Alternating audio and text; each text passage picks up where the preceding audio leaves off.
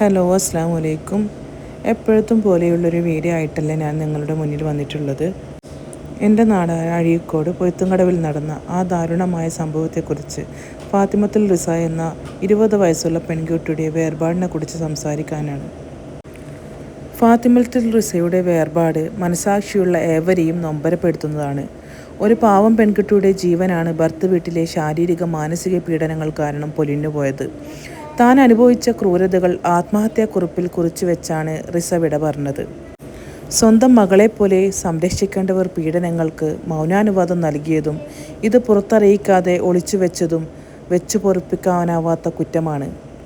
കുറ്റക്കാർക്കെതിരെ ശക്തമായ നിയമ നടപടി സ്വീകരിക്കണം.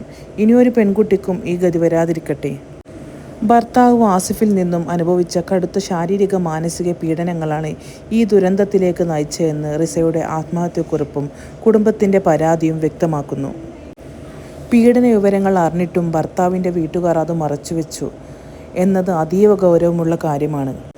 ക്രൂരത കാട്ടിയത് ആരായാലും നിയമത്തിന് മുന്നിൽ അർഹമായ ശിക്ഷ വാങ്ങിക്കൊടുക്കണം. റിസയുടെ കുടുംബത്തിന് നീതി ലഭിക്കുന്നതുവരെ നമ്മളും പ്രതികരിക്കണം. ഈ വീഡിയോ ഞാൻ റീച്ചിന് വേണ്ടി ഇടുന്നതല്ല. ഇതിലെനിക്ക് സബ്സ്ക്രൈബറോ ഷെയറോ ലൈക്കോ ഒന്നും കിട്ടിയിട്ടില്ലെങ്കിലും കുഴപ്പമില്ല.